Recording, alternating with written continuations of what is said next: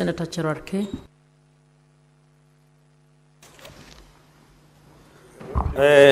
Thank you, Madam Speaker. From the onset, I want to support this motion. I think it's more of ritual or procedural motion.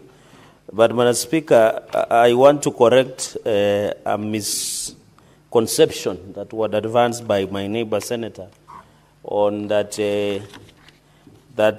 when we are on dates with girls and wives is that they pay our bills. They don't.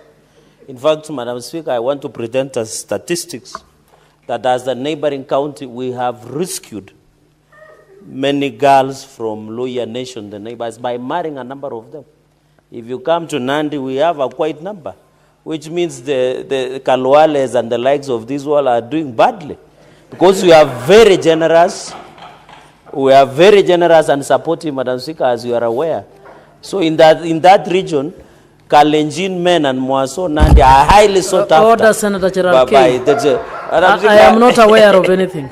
No, Madam Speaker, I'm making you aware, Madam Speaker, because Senator Kalwale inferred in his remarks, Madam Speaker, so he should be excited that we are good neighbors and we are very generous, and we'll continue to support the girl child from Kakamega and other counties in that region.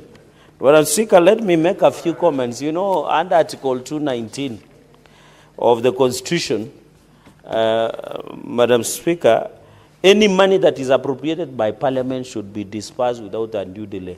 I have never understood the wisdom, either of it or lack of it, why we do cash disbursements. Because the moment we have done, and the Constitution under Article 219 is very clear, that it should be dispersed without undue delay.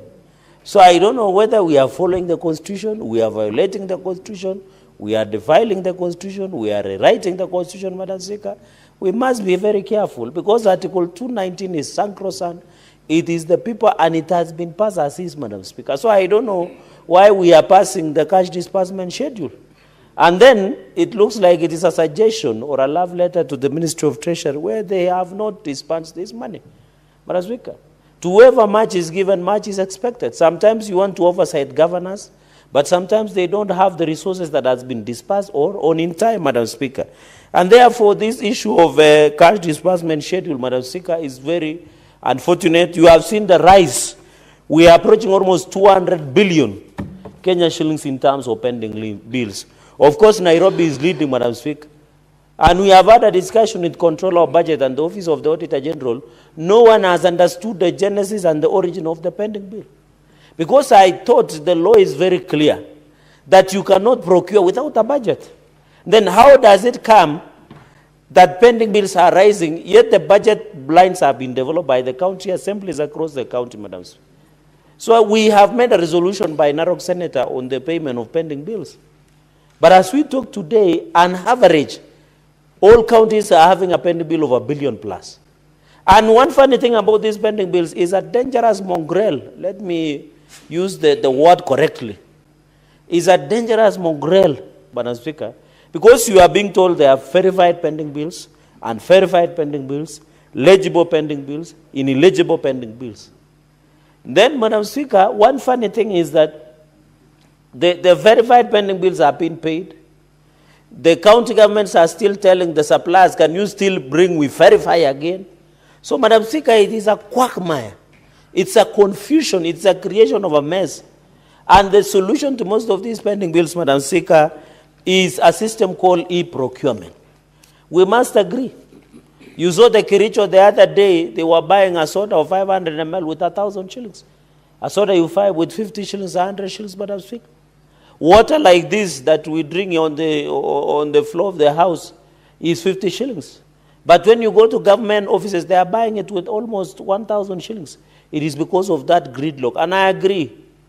County governments, national and county governments are mutual and distinct, and they are semi-autonomous. But what we must agree is to make sure the e-procurement that are rolled out by Council of Governors should be something that they own it. We are not saying the national government should patronize, should overload on the system that they create. But e-procurement will allow transparency, will allow accountability, and will ensure And that is why you saw members of the National Assembly opposing e-procurement, is because they know what they do with the CDF. Madam Speaker, you were in the floor yesterday when you were crying loud about food for prayers in some schools in Kilifi. Yet there are CDF that is being provided daily. That money should be used for school feeding program. We have pushed, and I remember Senator Otsotsi committee where we were asking, or was it education committee, where we were asking about school feeding programs of ECD centers.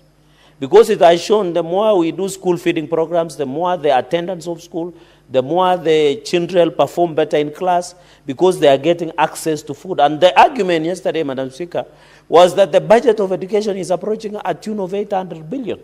But where is the capitation? Why do we still have ghost schools, ghost students, Madam Speaker? And therefore, on this issue of accountability, we must be sure. And Madam Speaker, a few weeks ago, I think a week or so, the EACC appeared before us. And one of our concerns is that we are dispersing a lot of money, but we are not seeing, I'm aware there is, the EACC are auctioning property close to 600 million belonging to former Migori governor. We must be creative on how we can recover the issue of corruption proceeds that are being perpetuated by senior county officials and county government officers, Madam Speaker. That is a significant step.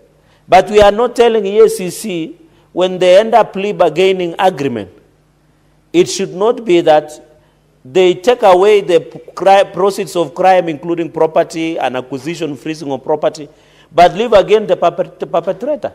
They must be punished in equal measure.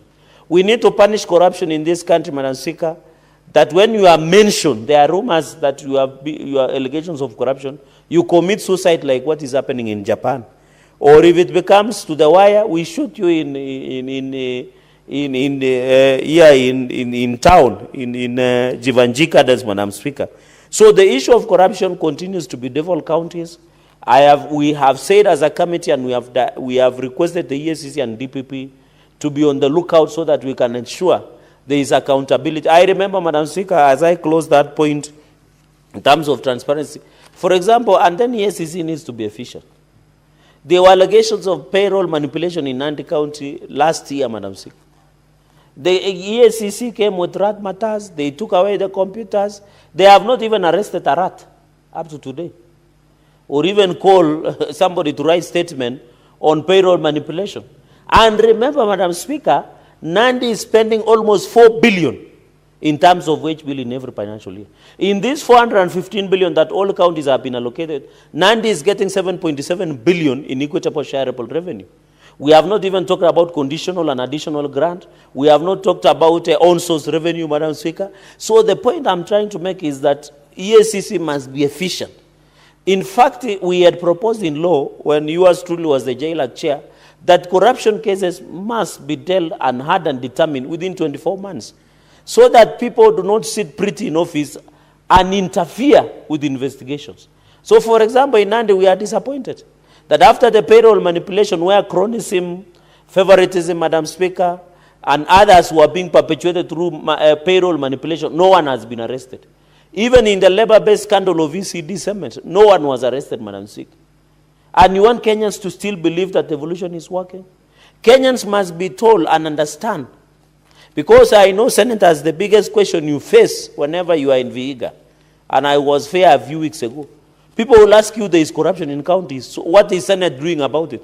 But they don't know the Constitution says only Parliament or the Senate national can recommend. Madam Speaker, there are many reports we have brought here as Public Accounts Committee. We have made recommendations. We have directed investigations. But the people who are tasked to do the job, EACC and DPP and DCI, must do their job. And if Kenyans think in future, if we have to amend the Constitution, the way my brother from Narok has said, then we amend and give power to Parliament to investigate and prosecute and jail. Because whenever we go to Wananchi and tell them this money has come, they tell us, where is the money? Money has been stolen. When you come to EACC, they tell you we are doing analysis to the file. File has been taken to DPP. DPP, the file is not prima facie. The file is a skeleton. Somebody has been discharged, Madam Speaker, without due regard. And I'm happy the appeal by EACC in some of corruption cases, the high courts have said those corruption cases must be ensure that it's pre-prosecuted, Madam Speaker. So this issue of corruption will continue to be the biggest threat in the success of devolution in this country. And even this issue of pending bills, Madam Speaker, that will be my third point, is very unfortunate. I have said, Madam Speaker, and whenever OAG and county governments bring a schedule, can you believe, Senator of Narok, that some of the pending bills for 15 years is 20,000 shillings, is 50,000 shillings. Madam Speaker, I can tell you most of the small businesses are being killed by counties. Because you hear somebody, pending bill, I have a pending bill in Kakamega, in Busia. And I want to thank Senator Okoiti Okiya Omtata Andrew, the former seminarian, Madam Speaker, because he was telling me that he almost became a priest. I think along the way he saw a beautiful girl and he abandoned the high calling. And I want to laud him, Madam Speaker, for ensuring that we have got a serious decision on our role to the oversight, Madam Speaker. Senator Mtata, do you have a point of order? Or do you want to be informed? No, he's a presidential candidate. He can inform me. I would like to inform the Venerable Senator and the Bull of Nandi.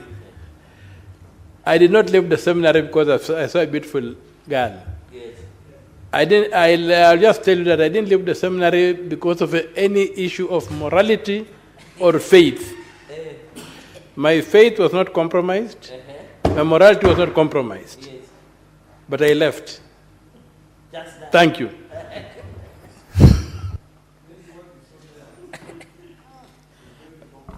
Madam Speaker, maybe what he saw in seminary could have compromised his decision in faith and morality. And that is why I was saying we must ensure that the decision that Senator Okiya Omtata, and he is enriching the legal jurisprudence in terms of devolution role in this country. And I want to thank him on behalf of all of us. You know, Madam Speaker, oversight has become under threat. You remember there has been a conversation that even Senate should not be doing oversight. And the deputy party leader of ODM is looking at me and smiling, Madam Speaker. Very sad and tragic that it's MCS. Can you believe the MCS to do oversight? Look at the MCS of Nairobi. They were called. And they were told to abandon the agenda of impeaching the governor, and they abandoned. So can you imagine MCS oversighting anybody? While I respect and I have a tremendous respect for MCS across the country, and I believe that they should be given better capacity and ability, they don't have that mojo to all governors to accountable. And I hope the deputy party leader of ODM, Senator Utsosi, will correct that perception in future, because we know ODM has pro-devolution in all aspects. But I'll speak at the issue of capital projects, that will be my third point, is we have noticed. We have noticed, and that is why I was saying on the pending bills. It is tied up between projects and the pending bills, Madam Speaker. Because on this issue of pending bills, and I want to say, I don't know, maybe other counties are different. Madam Speaker, most of our businessmen and women, young people and PWDs, even in Kisumu, where you come from, Madam Speaker, you get people getting diabetes and pressure. When you look at them, they are being owed 100,000 for the last 5 years by county governments. Madam Speaker, we must make a decisive action. What do we do to cure this problem? We saw even in Homa Bay County, where contractors were protesting. They wanted even to come to Public Accounts Committee to protest when their governor was appearing because of non-payment of pending bills. Even in Nandi, we have similar problems, Madam Speaker. It will reach a point that you will include 1,000 ways to die by doing business with counties. There is a program called a documentary, and I know the gentleman from Narok who has stayed in the United States from America knows that documentary, that there is what you call 1,000 ways to die, or is it 10,000 ways to die, is to do business with counties. In fact, my friends now, whenever they tell me they are doing business with counties, I told them to write their business obituaries, because that will be the end of their businesses. In fact, that we encourage people to do private business. So this perception must be corrected. Or finally, on the capital projects, there are many littered projects across the counties, Madam Speaker. We talked about vehicles a few hours ago. There are projects, for example, in Nandi, And I saw my governor saying that there is a project complete in Kapsengere. Kapsengere is near Nyangori, where PH headquarters. There is no Kapsengere dispensary hospital as told. My neighbor knows that. You come to Kobuja, East, don't throw away. Next to East, that Kobuja hospital as told. In fact, Kobuja is center where he comes from. And I want to appeal to him that we have passed the money. At least he can build a public toilet in Kobuja center where he comes from. Even if you go to Cherargei, near Mudete, the Cherargei level 4 Nyai hospital as told. You come to Mosoriat, you go to Tindred, Maraba hospital, Madam Seka, they have stole. Even the mortuary. People are now, God forbid, when people pass in Nandi, they have to go to private morgues, mortuaries. Because there was a misappropriation of 100 million plus that was made. So people depend on Nandi sub-county for 34 bodies only, which accommodate the people. This is undermining Article 37 on dignity of Kenyans, and more so the people of Nandi, Madam Speaker. Madam Speaker, that is why I want to say in conclusion, and I want to correct the perception. Madam Speaker, if you are in politics and you don't use resources, you better not be in politics. I've had the Nairobi senator saying that when the president meets people and facilitate, I want to dare any politician who is here, that whenever you host delegations, you don't give them food, chai and mandazi, and give them transport. This issue of people being too mean should stop. I remember when we went to Senator Otsosi's home, food was flowing freely. And he was sorting people. He was praying. He was praying his supporters, Madam Speaker. And then somebody, if you are in politics, resources and politics go together. And I want to tell these people who are saying it is wrong to use resources in politics, let them wait for the ballot in 2027. If they are not using resources to ensure that, and I'm happy in TIFA results, Madam Speaker. You have seen our party, UDA, is the most popular party in this country. And that is why we elected Wakwabi, Senator Wakwabi from Bungoma. Point of order, Wakwabubi. Wakwabi. It's Wakwabubi. Wakwakubi. As one of our... Say it correctly, it is Wakwabubi. Senator Consolata, so that you will teach me privately. What's your point of order, Senator Ledama? Madam Speaker, this is a house of record, and it's important for all of us to be factual. I'm a member of ODM, and my good friend is a member of UDA. I've seen the TIFA report. Yes. But unless my good friend is willing to table it here, he should withdraw what he just said. Because the popularities of counties, what is fact of political parties? My political party of ODM, your political party of UDA, the popularity is not what it was in 2024 and versus today. That's a fact. So I want to ask you to either withdraw that statement or table the report here so that we can actually be factual. Because, this is a house of record. Senator... Madam Speaker, in conclusion... Can you respond to that, please? Please. Yeah, just withdraw if you are not able to... No, I'm not withdrawing, Madam Speaker. I will table the TIFA report tomorrow to show that UDA is the most popular party.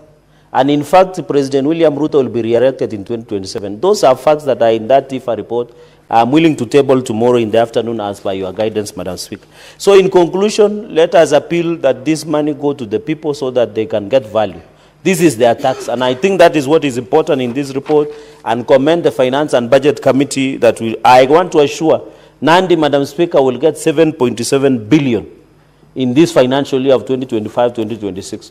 And in future, Madam Speaker, when some of us will better things in that county, God willing, when I'm called, we will ensure Nandi is transformed into one of the world-class counties that we have ever seen in the history of this republic. With those many remarks, Madam Speaker, allow me to support and congratulate the committee on this report, and I hope the compliance will come automatically as per the Constitution. I support. Senator Osoti.